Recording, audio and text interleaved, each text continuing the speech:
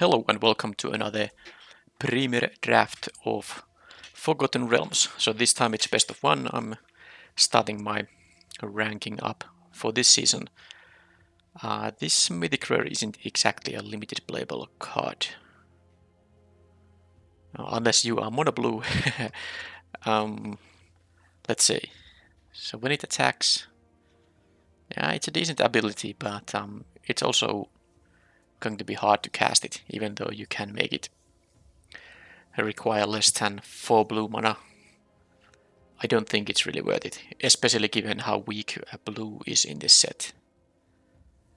So I'm not really interested in trying to draft around that. The pack is fairly weak actually. Death Priest of Miracle is probably the best card, although I really would want to get one deck with a Cloister Gargoyle. Maybe if the Delver's Torch comes back, yeah, I think I want to make a venture deck. I haven't had a dedicated venture deck in a while, so I want to try it. But I think the black card might have been a better pickup there. And now I'm getting past the whole of Storm Giant. Someone took a common over it. Oh, well. What else this pack has? Not a lot, actually. Yeah, I'll take this. I can try to be blue-white venture, and of course I'm not necessarily venture, just because I took the Cloister Gargoyle. But I can still take the best card in the pack, which I think the land is. And here. Alright, so there is a Planar Ally, but I really like the Steadfast Paladin as well. Some nice red 5 mana cards. But yeah, I don't think I'm taking the 5-drop right now, even though it is the venture-focused card. I might just ignore the Cloister Gargoyle. This Steadfast Paladin, I like it a lot, actually. Very nice 2-drop, especially when you get some maybe equipment, for instance, to boost its power. Right, here, okay, Alright, I mean, I'm in the correct colors. Look at this. It's 1, 2, 3, 4, 5, 6, 7, 8 blue or white cards. Which means that I have options, of course. Obviously, Bar the Gate is weak one. I wouldn't be interested in that. But they are, I mean, the pick is one of these four ones. There's a couple of removal spells, a couple of decent creatures. And I think that you hear something on what is usually the card I want to pick, but now that I decided to maybe try the venture stuff, I will take the Eccentric Apprentice here. But yeah, you hear something on what probably is the safer pick, but I want to see if I can maximize venturing here. Alright, so here, same good red 5-drops here, but I won't be concerned about them. This is a venture card, but it's just too expensive. I would play the dungeon map if I got that. That's a very nice venture card, but I don't think I'll play the 50 feet of rope. And there's nothing that ventures in this pack, so I guess I'll just take maybe the 2-drop. Devoted Paladin is good, but it's a 5-drop this early in the draft. I'd rather maybe take something else, so I'll take the Pixie Guide. The treasure chest is just not good, so I don't care about that. Alright, so another Steadfast Paladin, a Soul Knife Spy, which I like a lot, but I like it a little better in blue black, because I could have like a Thieves Tools for it, and blue-red, and red and black are good to combine with this because they are removal colors, so you can easily make it the way clear for this easier than in a blue-white deck. So I think in this case I will just take the Steadfast Paladin here. With 2 of those I will try to get some amount of equipment, perhaps that equipment that boosts power of a creature. Alright, Blink Dog. Well, if I had those equipment, it could be interesting. I think I still like the True Polymorph. It is somewhat clumsy at 6 mana, but the Contact Other Plane is also... You pay a bunch of tempo to get those cards. It's still good, but if I'm going to play a expensive instant, I think I'll just take the True Polymorph. It can do some nice stuff, but it's not always that great. Okay, I got the Delver's Torch here, especially good fit with the Steadfast Paladins, of course, because it can also enhance their stats to gain more life. And here the Devoted Paladin, I like it more than the other options. Dwarf Champion, Cult Elemental, I think I still want to have the 2-drop, especially because I plan on maybe having more equipment, potentially making this even better. So, and the Bar the Gate, yeah, it says Venture, but it's just not a good card. Okay, I'll take the Raven here, but probably not playing it. So, Bar the Gate, yeah, I'll take the Occult Elemental. Now this is 2 6-mana cards already, but I can just, cut the True Polymorph, for instance. It's a possibility. I think the Occult Elemental is the more consistently performing card. Okay, Froghemoth would be good. There's a dungeon map, there's a Planner Ally for my colors. There's also an Evolving Wilds, which I would want to have.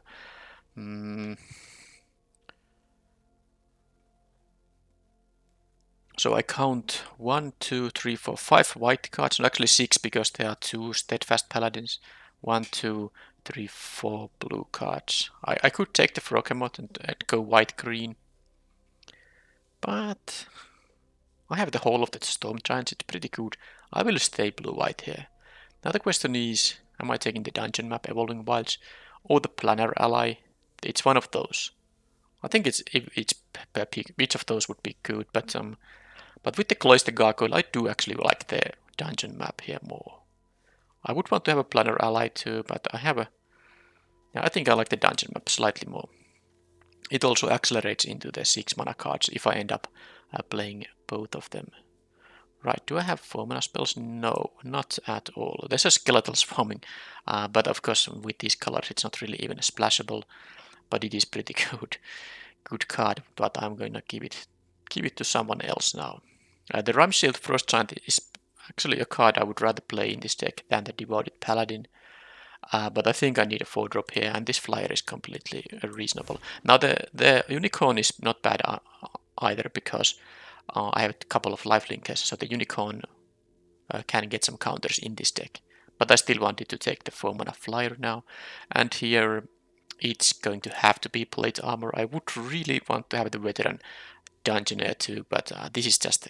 Imagine this on a Steadfast Paladin. You have a 5/5 lifelinker. This is the pick here. There's not really a question about it. It's a high quality uncommon.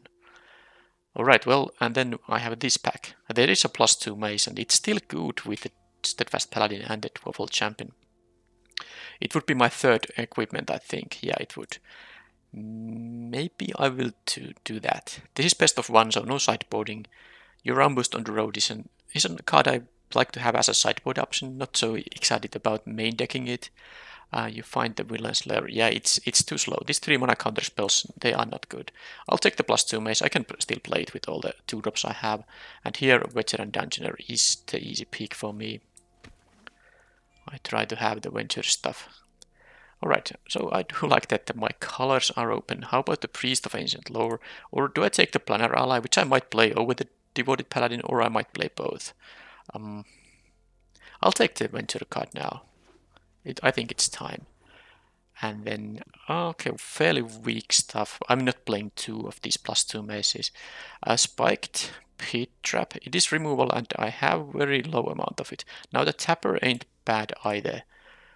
But this just deals 5 damage. I can just play it instead of the Devoted Paladin, I think. I take the Pit Trap, but some amount of removal is going to be useful here. I'll just take an uncommon from this pack I'm not going to use. And yeah, the Planner Ally came back. I was kind of assuming that would happen. Well, I can still play it. Who knows? Maybe I can play both of them. Shocking Grasp. And yep, I can still take this, especially with the 3 equipment I have. So I have enough 2-drops. I might... Well, maybe not enough. I have 5 now. And the Pixie Guide. Although the Pixie Guide isn't bad with the equipment either. So yeah, I think I'm going to play it. I have a pretty low amount of blue cards, but that's also because blue is such a weak color in the set that usually you find something else to pick, unless you get those high quality uncommons and rares.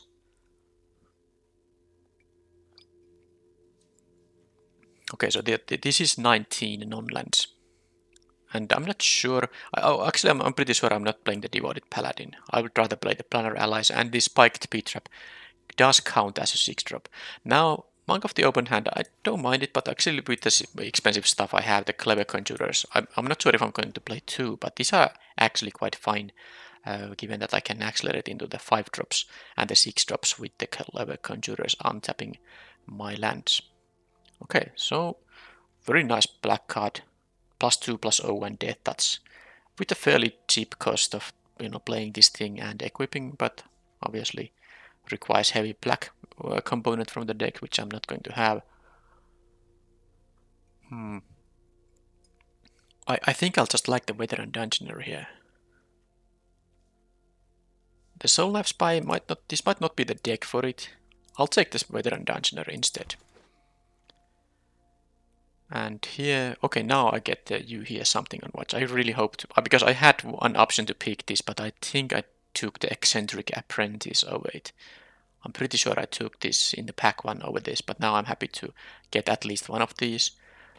Power word kill for someone, pretty sweet, but I'm happy to have that. Eye of Vecna, not good. Although, oh, there's a Veteran Dungeoneer number 4. I think I might even play it over the Tinny Wincher, because currently I have 3 4-mana cards, and I think that starts to be the sweet spot. But I still take the Venture Focused card here. Oh, Fly here. I'm passing pretty good black cards. Reaper's Talisman, Power Word Kill. Someone to my left who's black is going to get these late presents there. Good for them. But I'm very happy about the Fly here, obviously, so what's not to like here? Currently it's 24 non-land, so I'm already cutting some cards. Did I have some enchantments here? I have Fly, but that's the only one, so I don't think the Moonblessed Cleric is quite good enough here. Power of Persuasion isn't good either.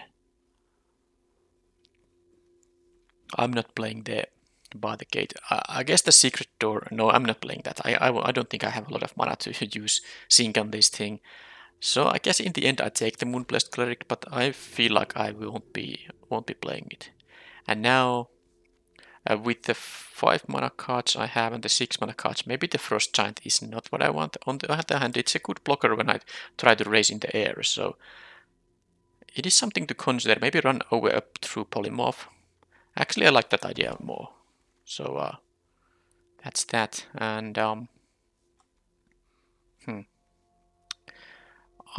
not playing these cards. There's nothing wrong with the Pegasus, but I just don't have a room for it now. Do I want to have like a... Don't bring a Cleric here. Destroys enchantments, but I have to cut some cards. I just take 20 gems here. Yeah, I'm. This is best of fun, so you don't have to. I mean, when your deck is done, it's done. I don't think any of these cards. Well, I guess the Gloomstalker might be okay, because it can have double strikes in this deck, but I still think I like the Soul Knife Spy even more. Maybe the Trickster's Talisman, but probably not. I'll take the Soul Knife Spy, but I might cut it. And here I won't be playing 2 Pixie Guides. I have enough early drops here. Yeah, I'll take the uncommon. Take the uncommon. Okay, that is another 2 drop I might actually play. Well, let's see how do I find the cuts here, because I have more than enough cards. The sideboard does not have anything I plan on playing in the main deck, so let's cut the lands for now. I do think that the True Polymorph goes away, and I will play the Venture 5 drops and the Rime Shield Frost Giant and the Air Cult Elemental as my 6 mana card. And then I have the Spiked Pit Trap, which is kinda 5 drop. I think I might end up cutting it. Oh, and the Soul Knife Spy does combine nicely with the Fly. Maybe I should play it. It also combines nicely with the equipment here, so because it's not so easy to block, like with a 2 drop, for instance, if it has a little bit better stats. With the 2 drops I have, now I think the Pixie Guide goes away, because I got a very late Dwarfle Champion. That will leave me 5 creatures still to play at 2 mana, and then I have the You Hear Something on Watch I can use at 2 mana. If I didn't get a creature myself, I might be able to destroy opponent's creature and still be, even out the tempo. And I think one clever conjurer is going to be enough. If I cut one of those, and I think I'm going to cut the spiked pit trap, it is pretty clumsy anyway. Now this won't be having a lot of removal, this deck here. But I have ways to push through in the air. I have the venture engine here. Now let's see how many of my cards actually venture, because I think that was quite a few. 5, that's 10 cards that venture at least once. So I do like the Cloyster Gargoyle in this deck. Also, Eccentric Apprentice has a triggered ability that happens when you have completed a dungeon. Okay, so I think this is the deck. How many creatures? 17, 6 non-creatures. Some equipment. I do like the equipment, for especially with triple 12-volt champion, and of course the plate armor doesn't. Well, actually does like if you have other equipment on the battlefield as well. Make it cheaper to move around. How many blue cards? 7, 15 white. But you know, have a couple of double casters. I can venture into a treasure token because I think the because I didn't get an evolving wild, sadly, I have to play a 9/8 mana base, which will be of course 9 plains and well 7 islands and then the whole of Storm Giants. Come on, like this. Alright, so this is the deck, and this is a premier draft, so no sideboarding. Don't think I'm planning on changing the deck. True Polymorph, I could play it instead of... I don't know, I kind of like the Ginny Winch here. I want to have the flyer, because this deck can also win in the air. If it can just hold the ground, which can be problematic of course. If against something like green and I have not a lot of removal. Well, hopefully I don't get too many good big green decks with big creatures to oppose me, because True Polymorph would be good against such decks. I could make some of my creatures into a big one there, but it's fine. Let's just do this.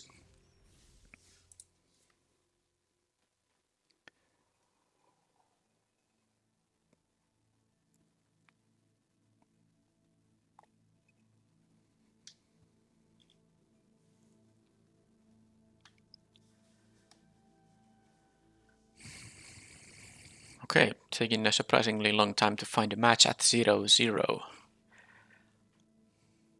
I guess the time I'm playing now, it's Saturday. It's afternoon Europe time. So for instance, people in the Americas are sleeping right now, so maybe it's not really the most populated time of the day. Okay, I go first. No 2-drop. Well, I can play the +2 Mace Steel. Yeah, I'll keep it because of course I have both colors. I have a steel place to make, and I have the plate armor. And yeah, actually, this is I like it. I like this actually. Given that I kind of didn't even see I have the plate armor there. I only saw that I have this apprentice, but this can be a pretty nice curve out. Okay, please destroy the enchantment. No, they did not. I wonder why. Alright, so Conjurer could untap a land, but now that I have a 4th land for the Dungeoneer anyway, I'm just going to Eccentric Apprentice and start the beats here. I do want to complete the dungeon, so I will go to Fandelver here. That's not bad actually. I will keep it. I won't be playing it anytime soon. Or maybe I will be playing after the Dungeoneer. Or maybe even before. Let's see what they have. They only draw cards there. So I might actually just have a flyers out here now. Don't actually need... I can make a treasure token or a goblin token with the next venture. And currently I don't even know which I want. So it's a good idea to play the thing that can... this is of course also Scries. This is by the way a blue-white mirror here. So they might have the flyers too. I will scry one. So land will be okay, but they have closed the gargoyle. I'm almost going to complete the dungeon already, because I have 2 venture effects in my, well, one in my hand, one on top of the deck, and then I will need only 1 more venture to make this 3/4 flyer.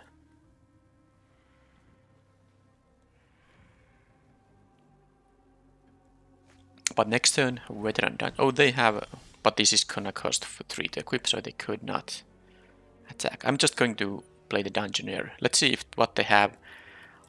They might have a removal spell on here. You hear something on watch or whatever it is. So it might affect what I want to do with this token or yeah, they have that token or a. I mean, well, it's gonna be a token anyway, but the 1/1 goblin or a treasure token. Plate armor currently costs 2 to equip. The 1/1 token isn't that great here. I will take treasure token. It does mean that I won't be able to go to storeroom, which can be, you know, significant. But I feel like I don't need to go into any storeroom here because I have here plus a good enhancements for my creatures.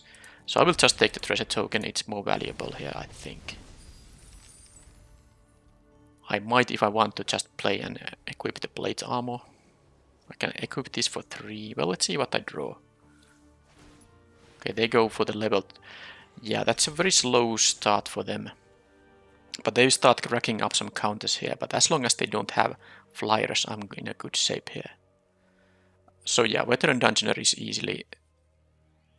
Actually, it could be the Cloister Gargoyle, because this can attack on the next turn. The problem with the Cloister Gargoyle is that it's not efficient use of mana. I will be going to Dark Pool in here. This will be a 2/4. But this will be a flyer on the next turn when I play this. I will also be able to make the Apprentice 1/1 stuff happening. But I mean, this will be a flyer next turn. 3/4 flyer, in fact. I think I'll just play the Gargoyle here. And Dark Pool is better than giving this -4. -0.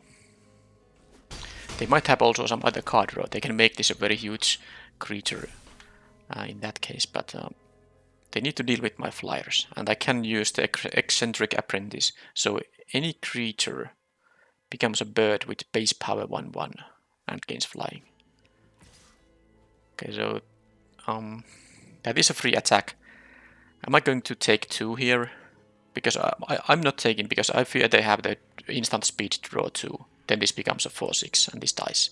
And this is going to be too valuable because I'm going to make it a 3/4 flyer on the next turn. If they're going to pass with 4 mana up, that's going to mean they have the contact other plane. Oh, they have... Oh, that's bad. Oh, they can start making the Steadfast Paladin very, very large. Oh, it's going to be hard now to raise them.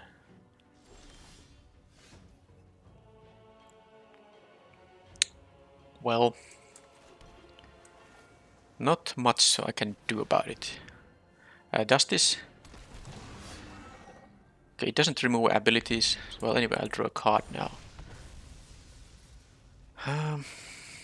Okay, Delver's Torch.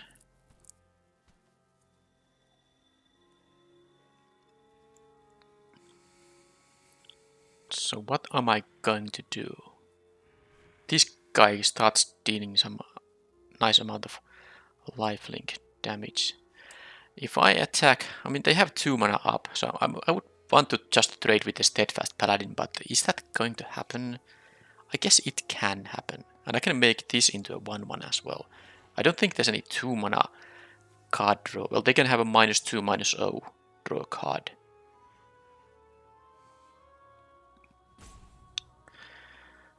Well, anyway, I'm gonna have to go to combat and choose, because I'm thinking about... I could make the... I think I'll just attack with this Dungeoneer as a 3-power creature, as opposed to 1-power creature. I could make the Steadfast Paladin into 1/1 flyer, but it can also backfire if they have the -2, -0 and draw a card. That would be bad. I don't want to make it into a flyer. I don't really know if I want to use this at all. I'll just make this guy here. Yeah, they clearly have something. But let's see what it is.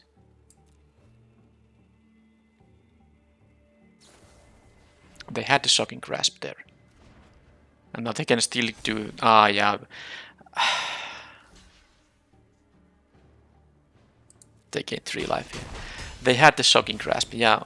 Maybe if I wanted to play around it, I maybe should have considered just to not... Or maybe just make a 1-1 flyer for myself. I mean, I would be winning this race otherwise, but this is going to be just a huge life linker here. I can play Delver's Torch now, sacrificing the treasure. It will kind of save me 1 mana.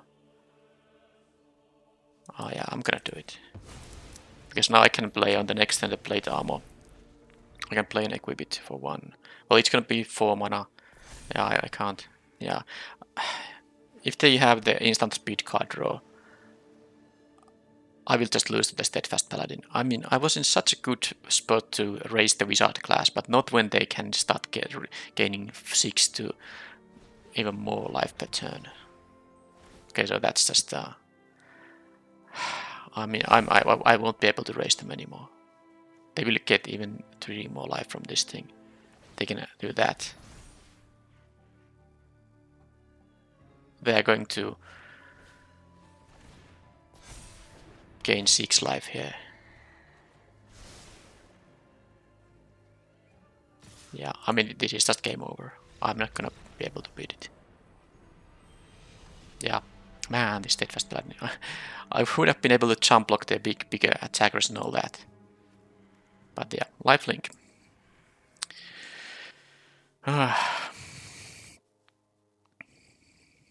That was disappointing. It was such a good start for me. I got the venture stuff, but yeah, I just, of course, this color combination not the fastest deck they had the time to do, because they did tap out on turn 3 to draw 2 cards, and turn 5 or whatever turn it was when they used 5 mana for the wizard class level 3. So, and I applied pressure on the board all the time, but all they needed was the lifelinker, because I would have been in a very good shape against any other army. But when they start to gain so much life per turn, it's just I couldn't really outrace them at that point. Okay, that is a reasonable hand.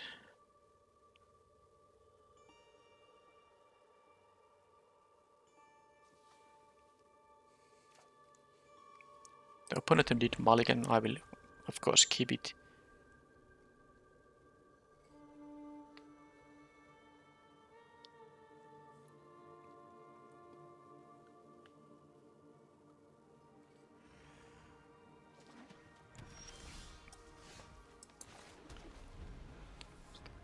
So which is my 2-drop? Well, it first of all depends on what they do and what I draw. They have 1-1. Well, that makes it pretty easy, not the 12-volt champion, because I'm pretty far from equipping the mace here. Okay, Soul Knife Spy, that's good. I can make it into a 5-4. I don't think I'm gonna trade. Well, I can trade with some creatures, but let's see what they have.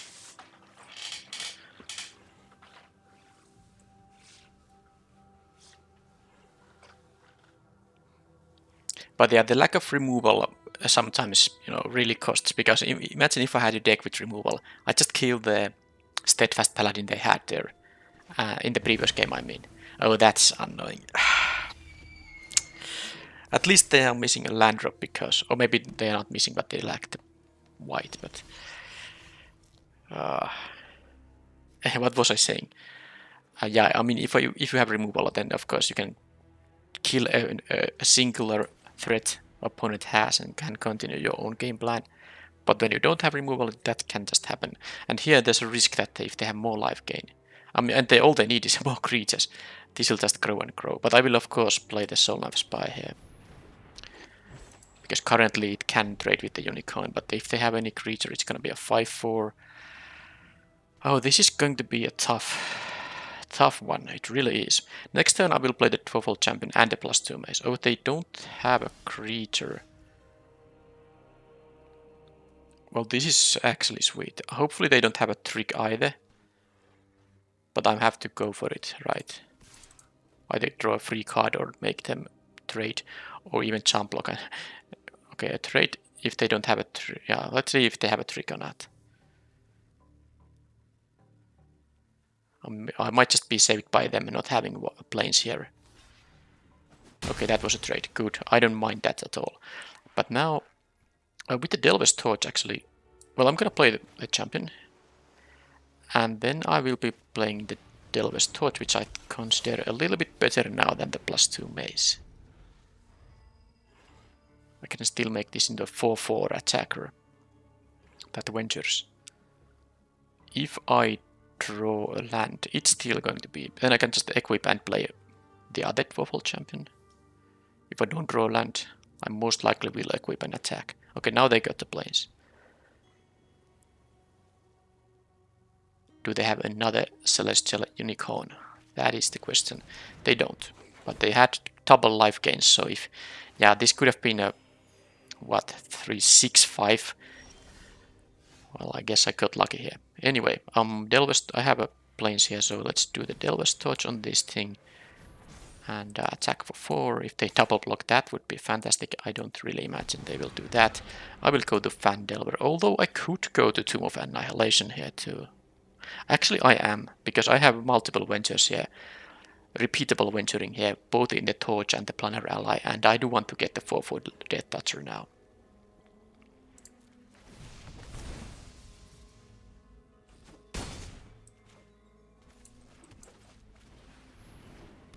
And if they attack with the Bard, I can just trade with the... or try to trade with the 12-volt champion I have here. And next turn, most likely Planar Ally, but it's also possible to make this into a 6/6 by playing and equipping the +2 mace. Depends, of course, what they are going to have.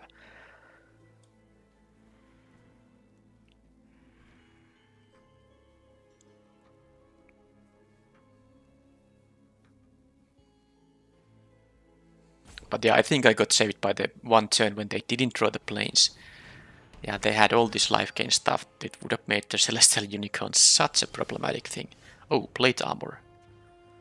So now they can double block. Well, let's make this guy... Although I can make the Steadfast Paladin also a 5/5.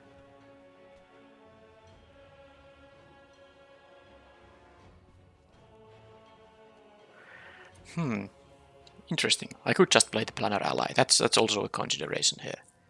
Maybe I don't care if they double block here.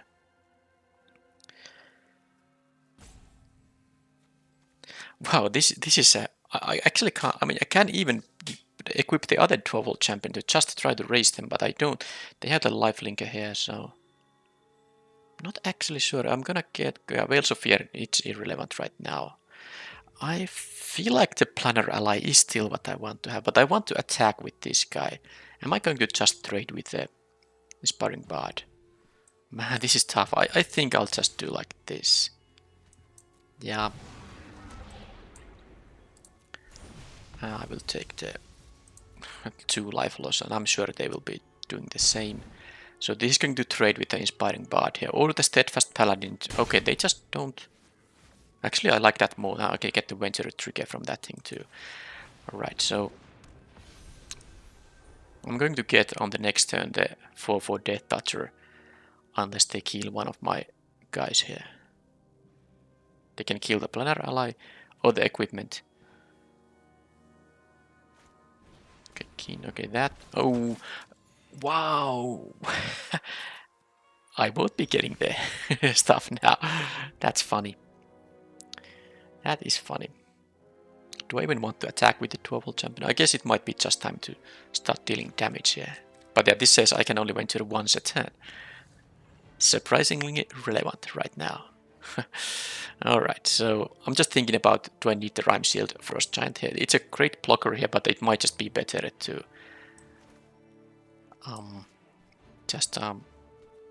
make the plate armor happen here. Yeah, I will just try to start dealing damage to them. Make this into 6/6 with hex, so not hexproof, but a ward one, and don't even think I want to attack with the... because it won't be able to venture. So I'll just do this. Decline. Just take 2 life loss. Now I have a good blocker. The 4/4 can block here. And next turn I'm gonna get my Cradle of the Death God trigger here. Goldbear is good, but it's actually not going to be good enough for them now. I'm almost winning. I can make this into a 8-8, but it's only one. Yeah, it's not enough. So what do I do here? Because I kind of want to play the Rhyme Shield first giant as well, but although I'm getting the 4/4 Death Toucher, they're gonna gain life for each creature they have, so maybe it is better to just +2 maze around here. Now the plate armor, I can move it with 1 mana also.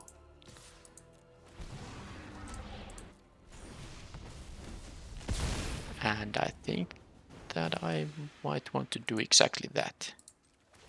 On the lifelinker or on the Dwarfhole Champion, this will be a 6/6. Yeah, I'll just do it like this.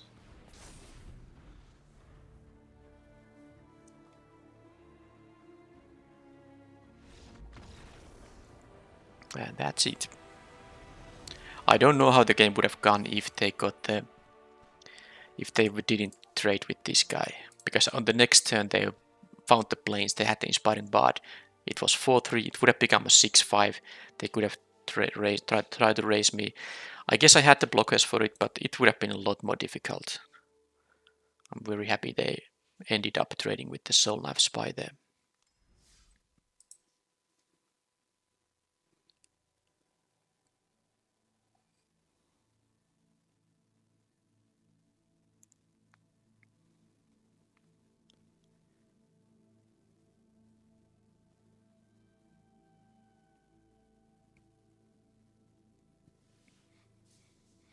Okay, now I'm at the 1/1.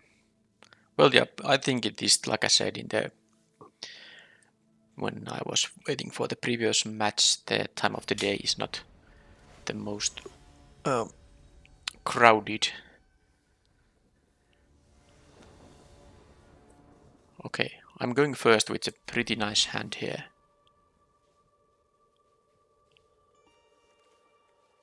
Two, then options. Well, of course, I will be drawing some cards. Opponent will be making some plays. They do mulligan though.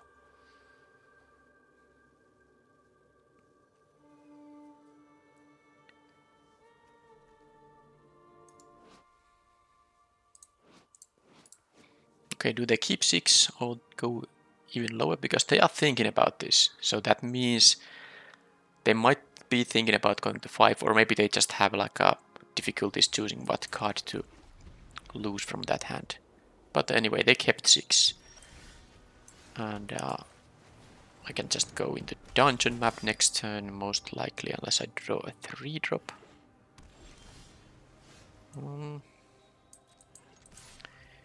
Yeah, I like the map here. Then I can start using the equipment here. I could also just, play and equip the Delver's Torch now, because I will have 5 mana. But let's see what is there. Okay, they have that. Okay, I can bounce it. So, well, I can't do anything else than this. And again, I'm not actually sure. Should I go to Tomb of Annihilation again? I have the Delver's Torch for the repeated venturing. But I think I like the Scry here as well. And of course I have the dungeon map for repeated venturing.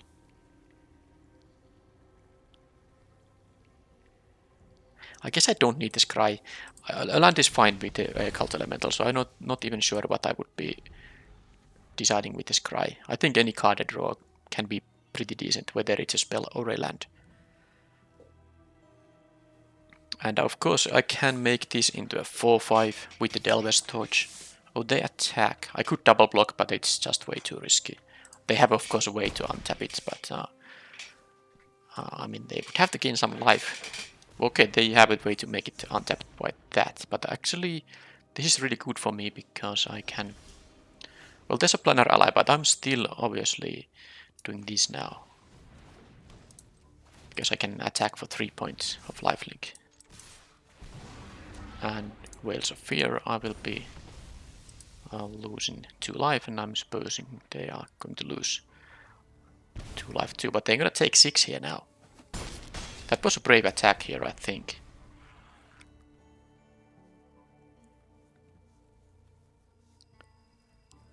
Now this will be a blocker, so I need to find a land. That would be the perfect, of course. If I draw a land, I can bounce the Lurking Roper.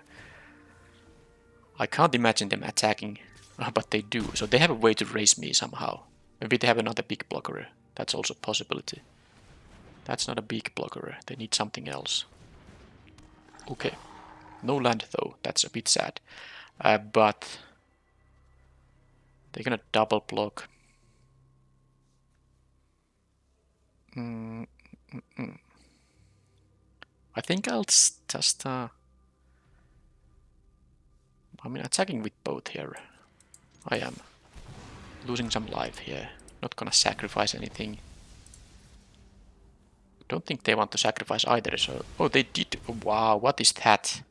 What just happened? They sacrificed their Direwolf Prowler there. And now they jump block. They were... I mean, why wouldn't they just take 2 life loss there and then double block instead? Well, that was weird.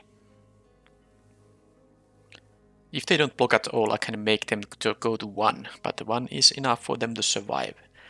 What I can do post-combat display, just activate the dungeon map for the 4-4. But let's see now what they... I will be going back to 15 here also, so I'm not really in that much trouble.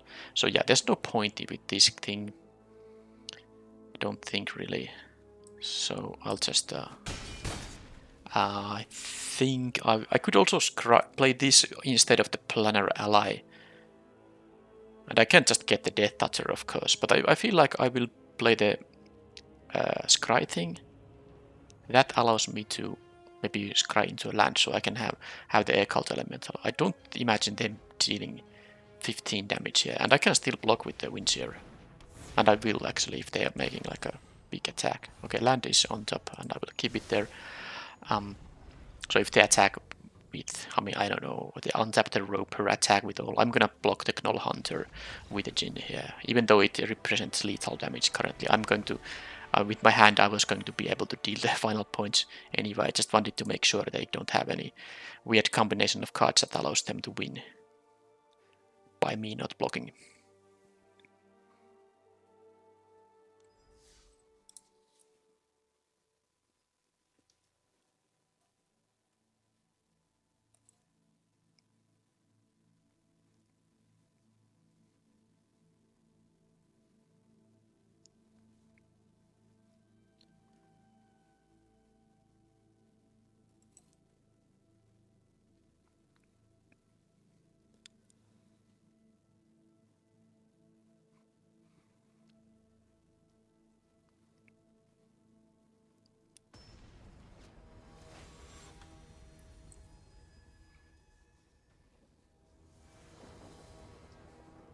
And I have to say, I again have a reasonable hand here, and I'm on the play. I have to say, I really like the venturing. That was like a part of the reason I not first picked, but took the... oh, excuse me. What was that? Sudden cough. I took the early Cloister Gargoyle because I really like the venturing mechanic, and it's fun to especially complete a dungeon. So I'm happy about that I was able to draft the deck because this is really fun to play. Yeah, Soulknife Spy is gonna be the thing here. Now they will ramp to 4 mana, and they can have a blocker that can block this profitably. But let's see what happens.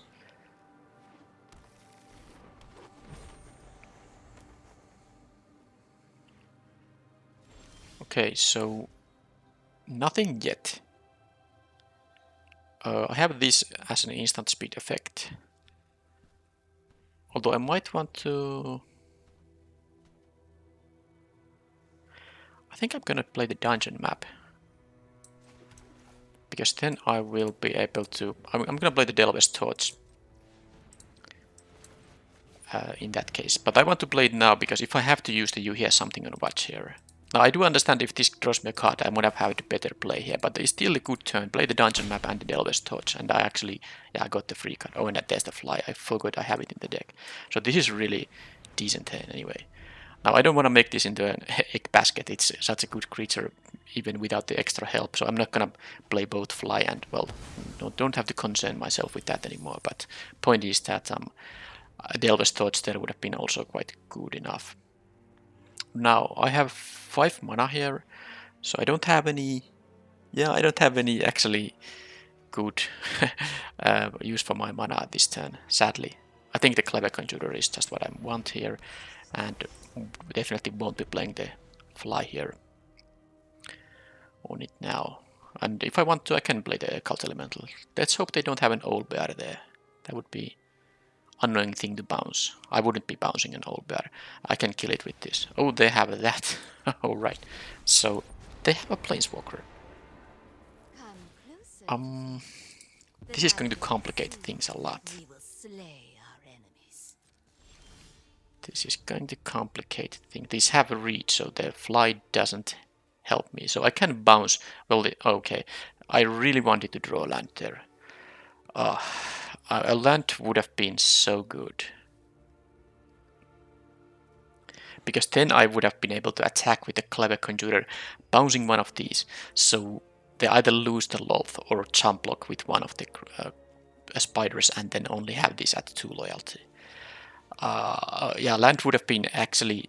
I think I would have been completely fine if I had a land here for the Occult Elemental. Because now what I can do, I think I'll still play it and bounce this, but I miss out on the attack. It's pretty annoying, but so what? I mean, I have to do it anyway.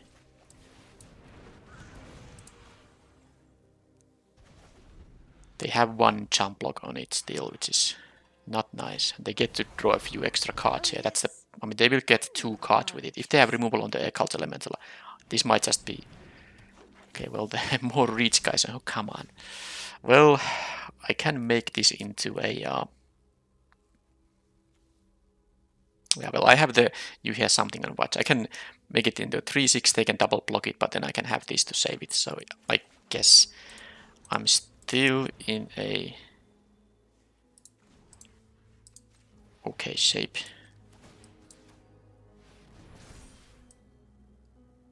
No point using the fly. I'm not going to deal combat damage to a player anytime soon. I just need to get rid of this thing. I hope they go for the double block. And how about the Tomb of Annihilation? Oh, Fandelver. I'm definitely going to this 4-step dungeon because I have the Cloister Gargoyle here. I think I'll go for the Annihilation here again. I don't mind drawing more lands here with the Howl of the Storm Giants here around. So that's a double block, so at least get rid of these guys so that I can save my own guy. And I can still even play the 12-volt champion here because I can untap a land. This will go back to 3 loyalty, but if they now make the spiders happen, this will, you know, it will of course lose all the loyalty. So I think they're just going to draw a card. So I might be in a good shape here still. But let's see what they have. They of course have a ton of cards because of these. Well, they have only drawn 1 card here now. And they have no board. Okay, they just decided to actually lose the Planeswalker here to make the 2/1s. I think it's better than for them because they know that they can't beat the flyer here. That means they don't have removal here for the flyer. So they just rather cash it in for the 2/1s, which are really good, of course.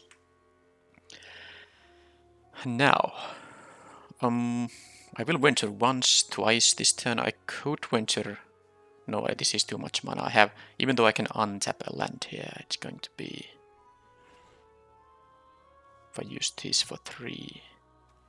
Yeah, no, I don't get the 4/4 this turn, but I will get it on the next turn. I don't... Yeah, I'm not moving around the Delver's Torch here, so I'm just attacking with the Elemental here now.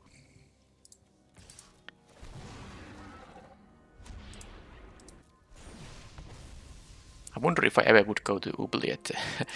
That's a really, really harsh cost. Are they jump blocking here, or do they have a Manticore? They might have a Manticore, because they have the treasure for the 4th mana. Anyway, I'm just playing this guy and playing Steadfast Paladin. I will leave the fly for some other... I mean, I don't want to use it in this situation. When they have mana open and all that. And there wasn't... I mean, these things have reach, so there wasn't even that good target for the fly there. And they have a Manticore. Okay. So that is one way they can actually... Yeah, be still in the game. I could give flying to one of my guys, but I'm just not doing it. I can take here too. I don't think that's such a big deal. Sepulchre Goal, okay. Well, they don't have a Price of Loyalty mana here, so... Okay, I will just... I'll just do this, see what happens.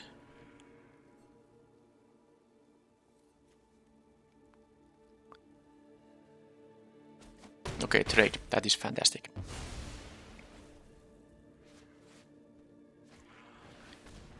Clattering Skeletons. Alright. Eccentric Apprentice. How do I do this thing? I have here...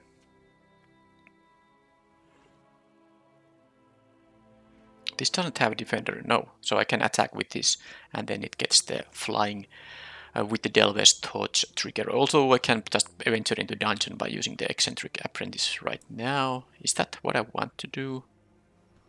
Then I can make the 12-volt champion fly. I don't want to die to a counterattack. Oh, and this of course blocks flyers, so... If I Delver's Torch the 12-volt champion here, and then make it fly, does that make any sense? The Apprentice will make some of the guys a 1/1 actually. I don't think it matters. How do I do it? I don't think I'm gonna play the fly this turn. I will just play the Apprentice right now. Get my 4/4, make the Cloister Gargoyle into an actual threat. And then because I can maybe fly with the 4/4, and I will put the Delver's Torch on the 12-volt champion here, right? And then I can... Oh, actually... It will just trade with the Clattering Skeletons. Although, is that such a big deal? Oh, actually it doesn't trade with it, because I can make this guy into a 1/1. Well, it can just trade with the Sepulchre Goal, but then again they have to sacrifice the 1/1 there. It's tough actually.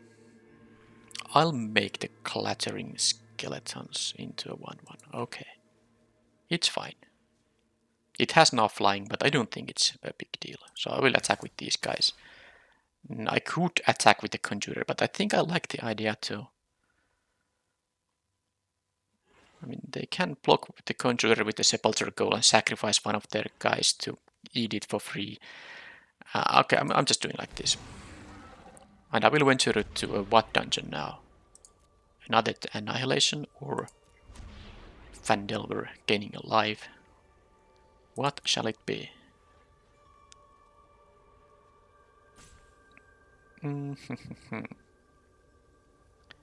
I'll just go to Tomb of Annihilation again. Let's lose some life here.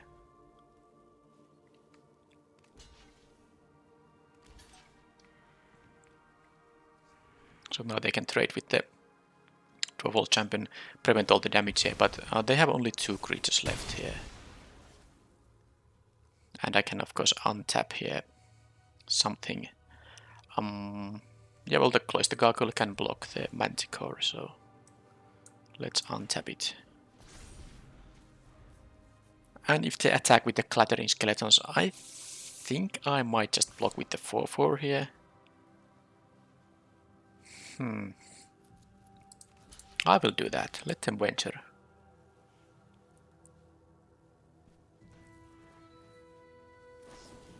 Okay, they have spoils of the hunt there. So be it.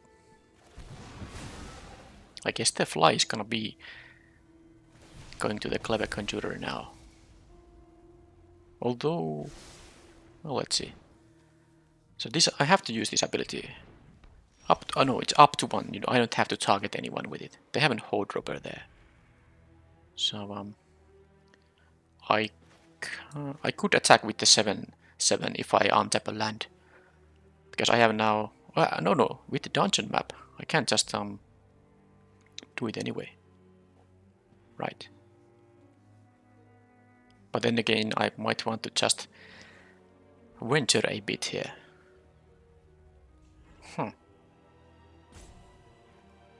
I think I'm gonna double venture because I can now do it like this. So this is actually going to do this. I know I'm not even attacking with the conjurer now. And I still am not using the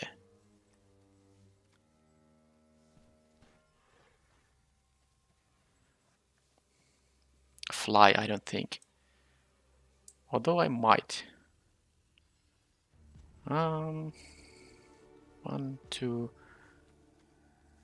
Actually, but it's just such a waste here. I don't really know. I guess I'll just I'll make this into a 1/1 and attack with this thing. Yeah, there were different options.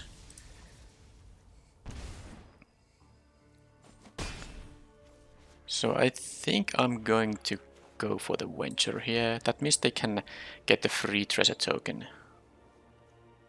But wait a minute, did I? Oh, I wasn't even.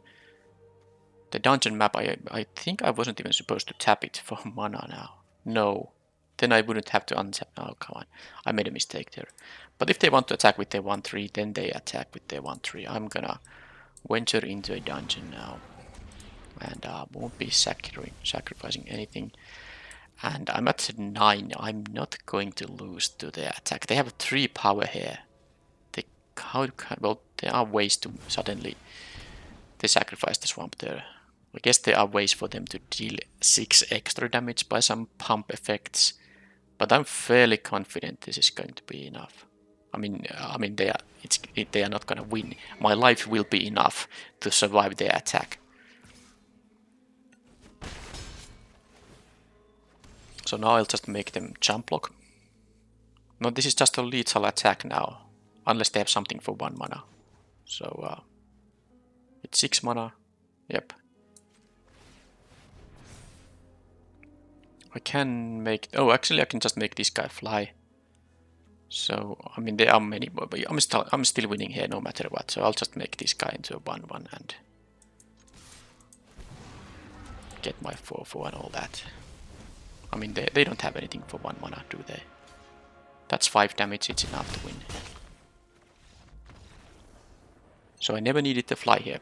I still got twice. I completed the dungeon twice here, which is pretty funny. And it's fun also. That's the reason I like this archetype. All the decisions with the venturing, all the incremental advantage you get by the venturing, it's pretty nice.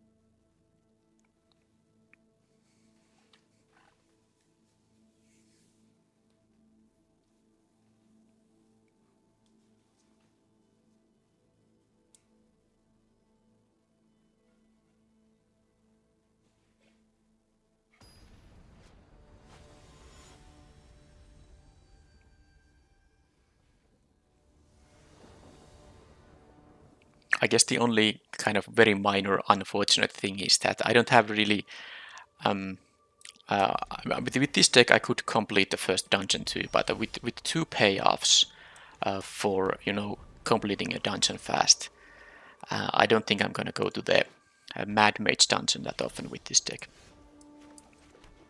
which is unfortunate because it would be cool to complete that. It's a really high payoff, of course, when you get to the Mad Wizard's lair. Right, so this is a little bit of inconvenient timing, but I can still play this one, and this time I'm not gonna go to the Mad Mage. The Tomb of Annihilation. It's going to be a Fan Delver, and if I have a land, I won't be needing it. I have 2 more lands in my hand. So that was a good scry. And I will be blocking this thing. If they have a trick to kill it, sure. But there's no point taking 3 damage here when... Okay, they didn't even try to, because it's just a free attack for them. Now, I have here options, but I think...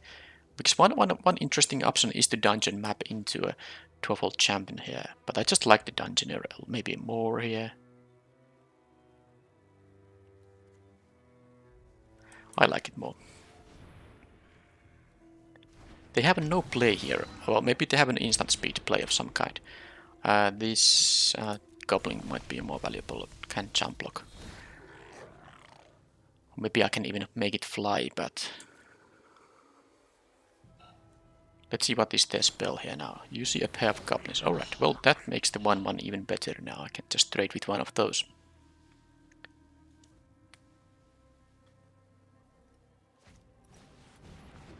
Okay.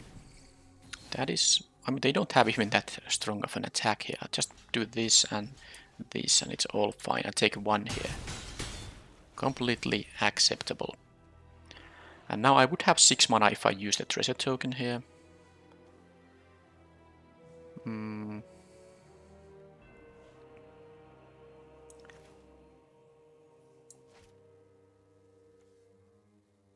Well, Ginny and the 12-volt champion just seems like it's the kind of play I want to make here. I can play the dungeon map later on. Scry 2. I don't need lands. I don't need either of these, so that was a good scry there, definitely. And let's just play this guy. And then next turn I can fly, dungeon map.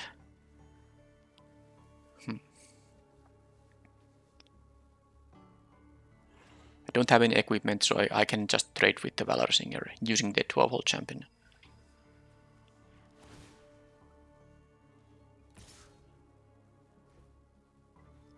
Or, try. This might not work, but... Okay, well they had actually... That was good value for them, but I'm okay still. Right, here... Well, no point playing the fly now, so it's pretty... Oh, yeah, okay, this was a good one. I can play the dungeon map and then the veteran dungeoneer. Let's see if this can deal the damage. Yes, it can. So this is going to be... Okay, next turn I get... Well, I get any venture trigger and then the Cloister Gargoyle becomes a threat. And storeroom... Oh, I should have done this maybe first. On the other hand, the Ginny Wincher is good anyway, so actually I want to give the counter here on the veteran dungeoneer. Yeah, because if this doesn't get answered, it's gonna be good enough anyway.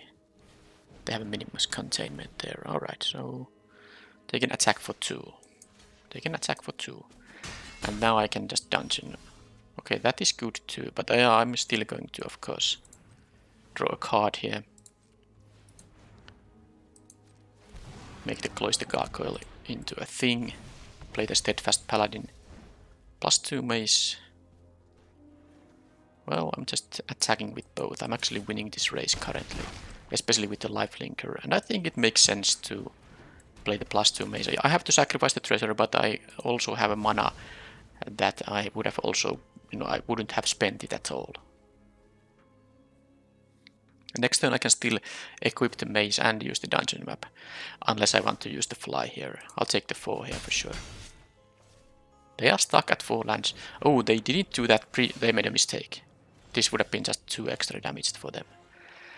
Anyway, can I force them to block with the Bruenor? Yes, I can, because I make them... Let's tap them. Actually, if I drew a land, I would have won the game here, because... Oh, and why is that? Because I can do this. So this is now 10 damage. They are at 11. I haven't gone into any dungeon now, so I can go to the lose 1 life dungeon. And if I had a land here, I could play the fly here. Oh, but I can... Oh, sorry, because this ventures... Yeah, okay, sorry. Of course.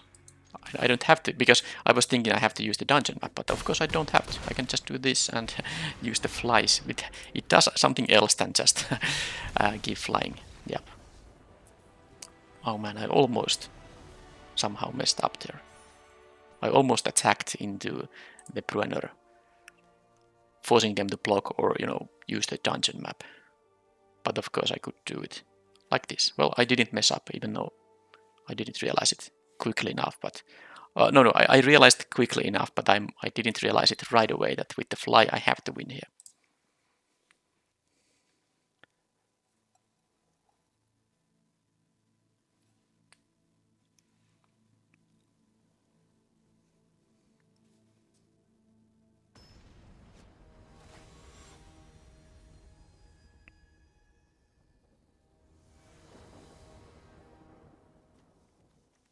Okay, this is a little bit more awkward. 2 lands and 2 5-drops and a 6-drop on the play here.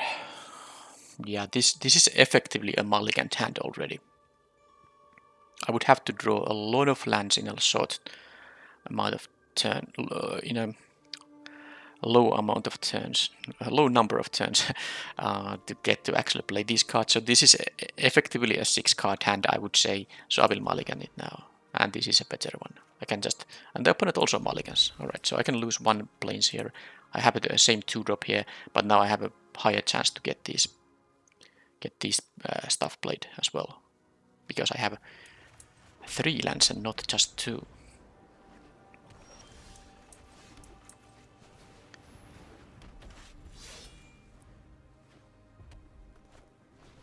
It's a paltry goal, alright. Well, I can just offer the trade. Ah, that means they have a price of loyalty. Black-red. But maybe not in their hand, because they were eager to trade here. Anyway, I can just play another 12-volt champion, and hopefully I just draw 2 lands back to back. That's all I need here. Oh, that's a land, but it doesn't allow me to cast this thing. With no equipment, I can just offer the trade here.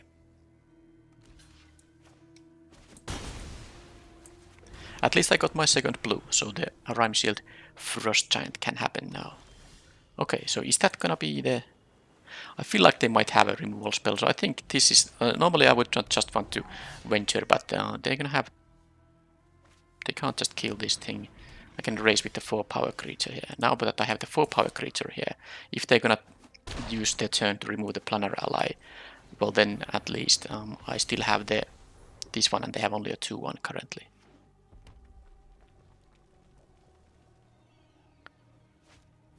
Zombie Ogre.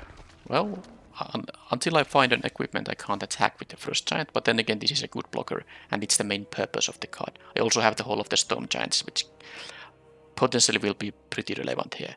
I get 2 ventures this turn, so is it going to be the Mad Mage? Because again, I don't think I need the Scry here, because I don't mind drawing a 6th land, or 7th land, but 6th for the activation for this, so that I don't have to tap it itself. So yep, I'm going to go to the the Tomb of Annihilation, which gives me the 4/4 Death Toucher. So I don't mind drawing a land here.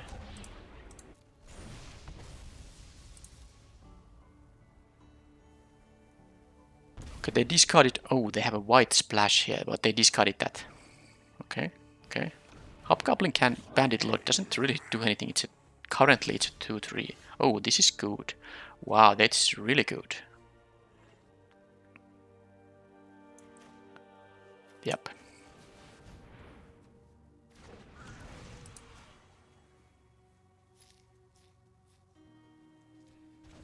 They seem to be holding something up, but I mean, then they have they have only 1 card I don't know about. So if they want to use their final card here, be my guest. Can be a Deadly Dispute, can be a Feign Death. They sacrifice the swamp, even an untapped one. Well, doesn't actually matter if they don't have use for 3 black mana here. Double block there and Rust Monster or the Bandit Lord. I kind of want to make them the first striker go away. Because of the Soul Knife Spy. Yeah, let's do that.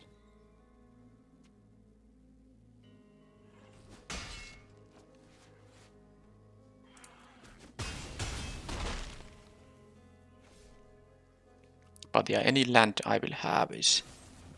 Okay, they had a Deadly Dispute. Okay, post-combat.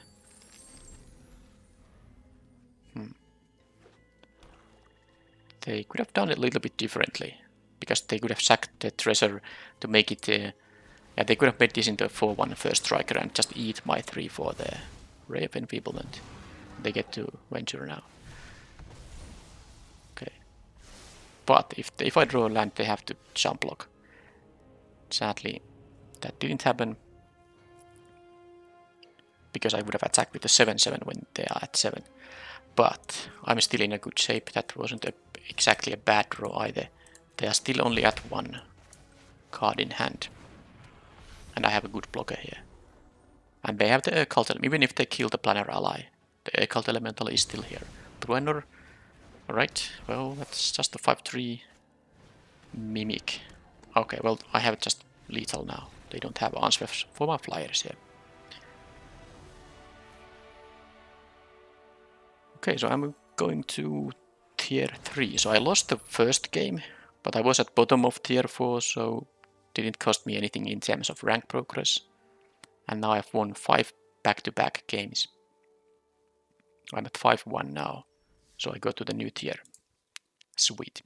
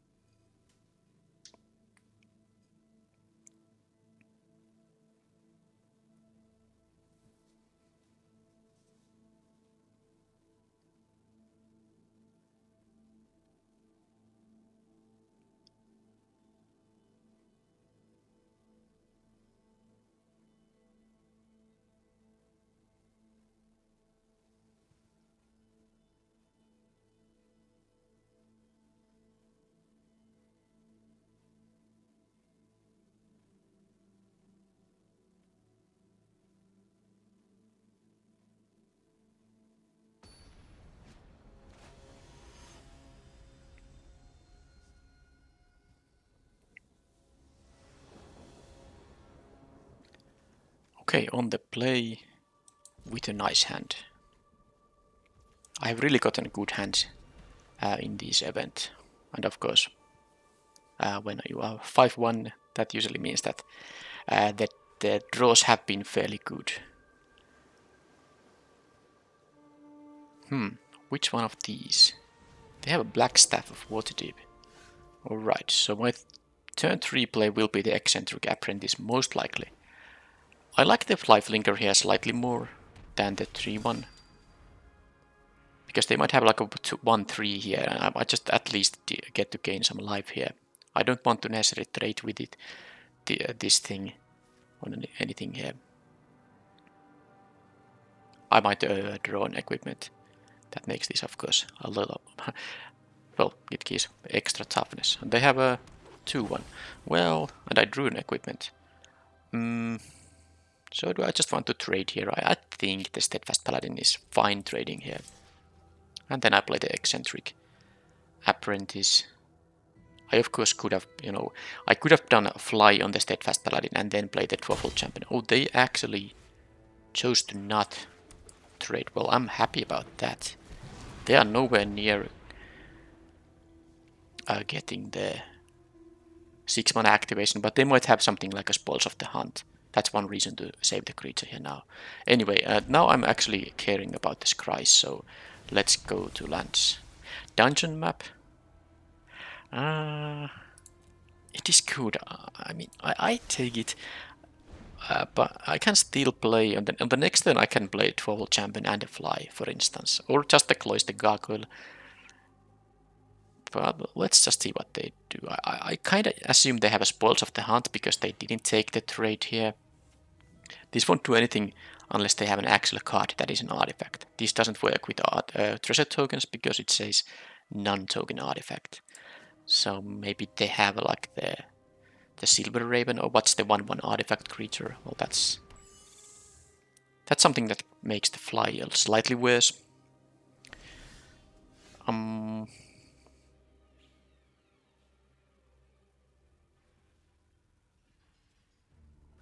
So what's my thing here then?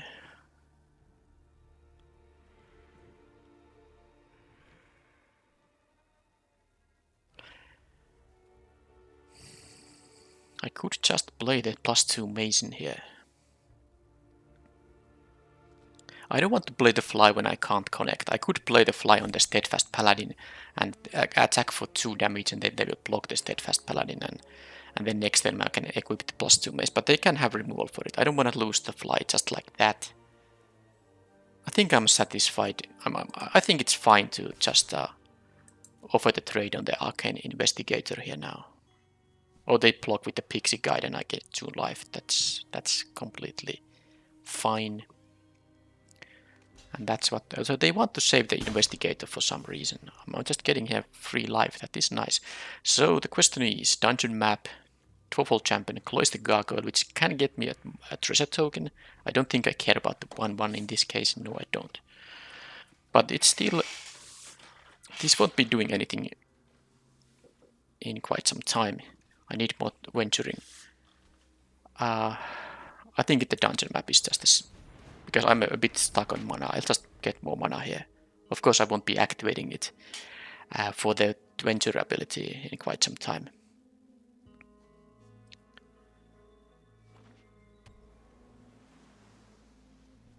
I guess I could have attacked with both of these. Now that they chose to block with the Pixie Guide, I didn't even realize they might still refuse the trade here with the Arcane Investigator. I don't really know. It's just a 2/1 until they have 6 lands, but well, if I draw a land now, I can just go to +2 mace and equip, and that's what I will do. Equip on the lifelink.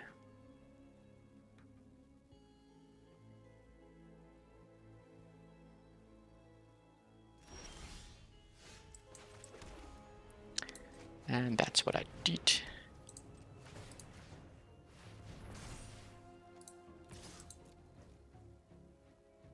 I leave the apprentice to block the guild thief, so if they want to make it unblockable, I mean, if they want to give the +1/+1 counter, at least they don't get it for free.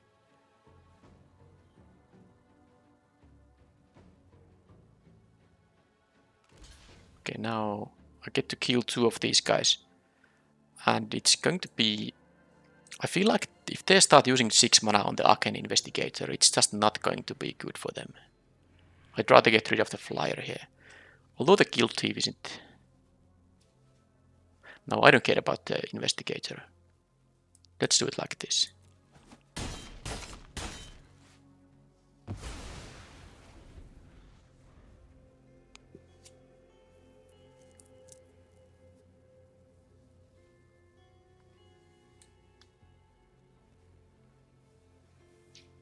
So I can play now the 12 champion +2 mace. Not going to block here. Frost Giant. Okay then.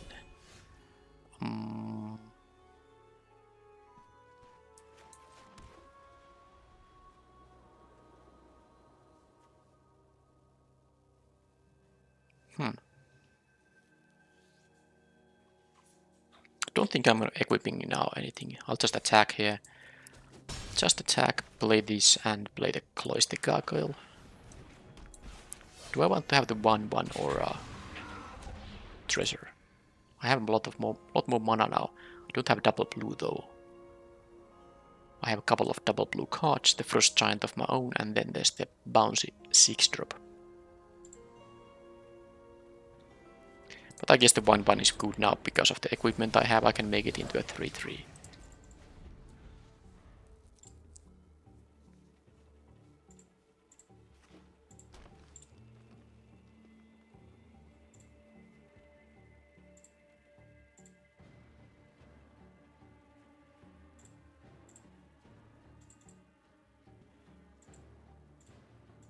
And with me being at 26, I don't care about their Frost Giant attacks. And now they have the 6 mana for the Investigator, but that's a really slow way of going anywhere, given that I have this board here for myself. Okay, they have a bouncing guy of their own. They choose to bounce that one. For what reason? That's gonna give me another venture. I think the 1-1 was better, or even the 4-fold champion. Well, now I will be making this into a 5-5. And I could fly. Maybe at some point I mean, now either I get at least one venture trigger or they jump block with the air cult elemental. Because I drew an island, so I can play the apprentice here still. I can actually do it pre-combat. But who I want to give the counter to? Not to the champion, because it's gonna be good enough with the fly. So someone else gets the counter. Maybe the apprentice, because then I can, if this is a 3-3, yeah, if that's a 3-3, that means that I can make it into a 5-5 that can deal with the, yeah, with the 5 toughness stuff they have there. Okay, so I'm gonna do this now. Storeroom here, here, and this. Like so. If they jump with the air cult elemental, that's fine. If they take it, I get to complete the dungeon and close the gargoyle becomes a thing as well. And I get to draw a card. And I have the dungeon map as a mana sink, so even if I flood out a bit, I can do relevant things with my mana here. And the eccentric apprentice will now be, you know, the triggered ability is now active here. So they have actually 3 flyers they need to deal with. This is their first venture. They still haven't done... I wonder how many artifacts they have in their deck, because this is just a complete blank currently for them. I mean, I haven't seen any other artifact. They have drawn 14 out of 40 cards.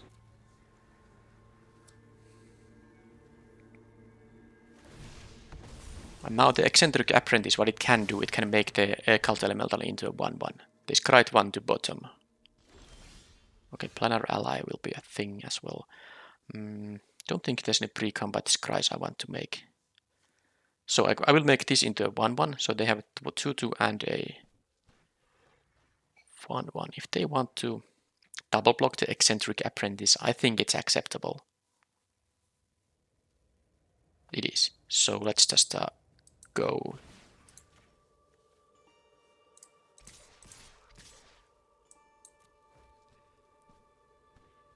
And I most likely will go to the Tomb of Annihilation now. Unless they jump block the 5-5. I don't quite have the mana to play the planar ally and go to the venture, because I will have only 2 mana left. Alright, so here it is a trade. They are at 3. They will be going to 2 now. And that also means that, oh, I can actually make them discard a card. And that's, I think it's better this time. I don't know what the final card in their hand is. It could be just a land, but I do like this actually more. They scry to bottom, so there's an unknown card on the top of their deck. Because they can't obviously take 2 life loss. They have to discard a card. I will take the life loss. So what it is? The last card in their hand, and it was a bar the gate. Well, actually, had I chosen to play the planar ally, it would have been a bit annoying. Alright, so no reason to move the equipment around. I mean, they are drawing 1 unknown card, and they have 2 flyers they need to deal with. So, and as we see here, the Arcane Investigator really just never had the opportunity to draw any cards. It's just so slow. When the opponent can apply pressure like this, it's just too slow to use this ability. And the 2-1 stat line in this format is not even that great for a 2-drop because there are those 1-3s for 1 mana, and there are also 3 drops with 3 toughness that 2-1 is quickly just outclassed. So I don't think the Arcane Investigator is that great. I often played myself just because I need some 2 mana plays. It still can trade with, some other 2 drops in the format, of course, but it's just not really a good stat line in this format.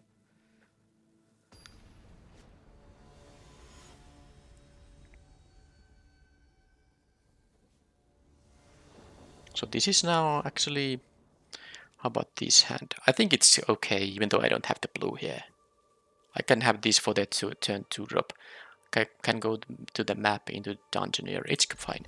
But yeah, I have 6 wins, 1 loss. So this could be the last game if I win. And if I lose, I can still have another shot at the 7th, win in the 7th. Okay, well, there's a Kaline.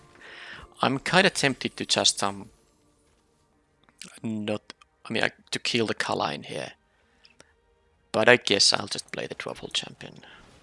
But they might not even attack, and that would be the horrible thing if they read that I have this thing, and they don't attack, and then I just missed my turn 2 play. That's a possibility. Okay, they have a 5-4 there. Well, I can... Okay, this is actually fine. I'll just get rid of the... I don't want them to get more treasures, and although when they do this attack, that means they won't have other treasure generating in their hand at least. But what's the 3-1 going to do against the 5-4? Exactly nothing. So now I'm taking this 5 damage once, because I will be playing the Eccentric Apprentice now. Next turn I can go in the dungeon map and leave one up for the You Hear Something on Watch. So now I will just scry here. Scry, and I don't need lands really. And the Windshear it's okay. Won't be playing it anytime soon, but it's a fine card to have in my hand. It will allow me to scry more. Now if they can't... Now if they can deal with the... I mean, if this doesn't die to the You Hear Something on Watch, things could be bad. Okay, I also don't like that they get to... Yeah, they get to... draw a card from it now. Am I even going to attack with this guy?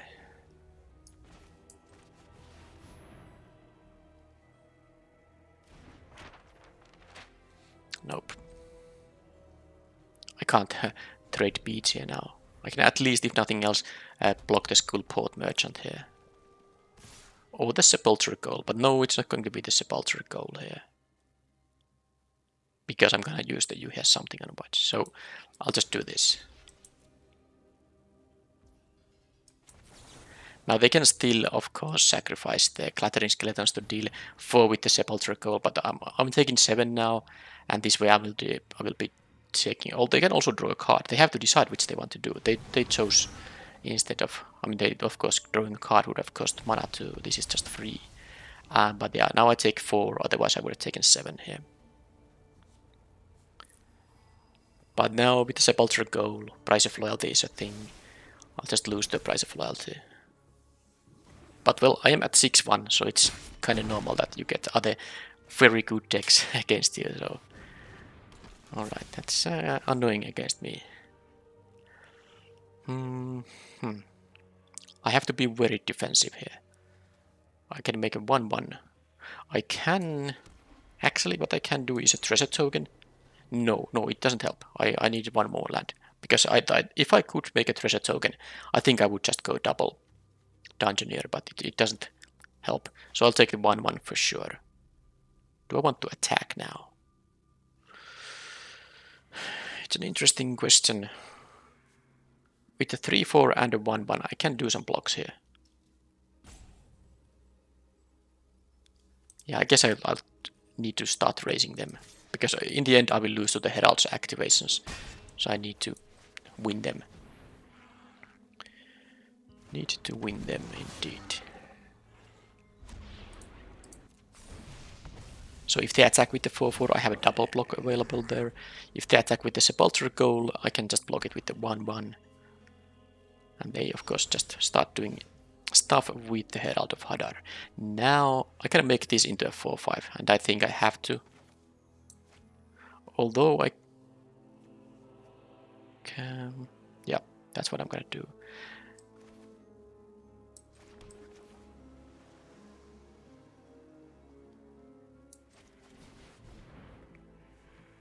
Next turn I will complete the dungeon.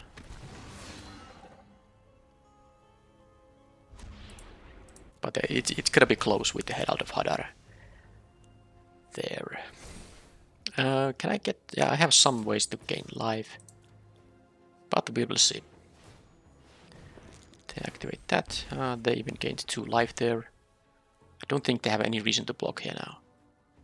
Just doesn't seem to make any sense. The Herald is so good for them right now. This will always make me lose life.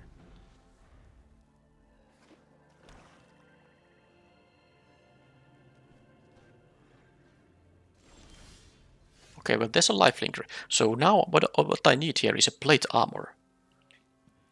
There is a chance. Now I can make into... Actually, I think I need to play the... Yeah, I'm not gonna venture with this thing now. It's just not worth it. I'll double spell these things and have the scry and lifelink and all that. Now with the lifelink, it's not that great when they have the sacrifice outlets. They can block with a creature and sacrifice it. I won't be gaining life in that case, but... Anyway, let's just do the attack. And see what happens now. They will take 6 damage. They might gain 2 life, but that requires the 10 plus roll in that case. So let's have this, and then the Windseer. Of course the next venture will also draw me a card, so I kind of want to do that, but I wanted to play the creatures now. Is it a high roll? No, they don't gain the life here. Okay, my flyers are going to be... good. Oh, there is the plate armor. Do I want to... Okay, let's count the mana because... Oh, yeah. So if I use 3 mana on this thing, I will have 3... Yeah, this costs 6 to play and equip. So yeah, the island doesn't seem to do a whole lot here. I can't just make... Oh, I can't deal 8 to them. So because I don't have to use the Steadfast Paladin here. I mean, I don't have to equip it. I can just make them, you know, they will lose if... This is gonna be 8 damage. They need to have a 10 plus roll here. If I attack with all, is that going to... I mean, 1, 2... Well, this is gonna attack no matter what. No, this actually... No, I'm gonna just do this. And they're going to have to get 2 life from this thing, or they just lose.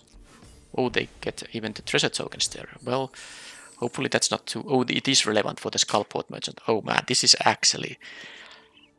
they get to draw more cards now, and they have more mana too. Well, let's see what happens, but this was really bad that they had got the 20 there. The 2 mana can matter here, it really can now.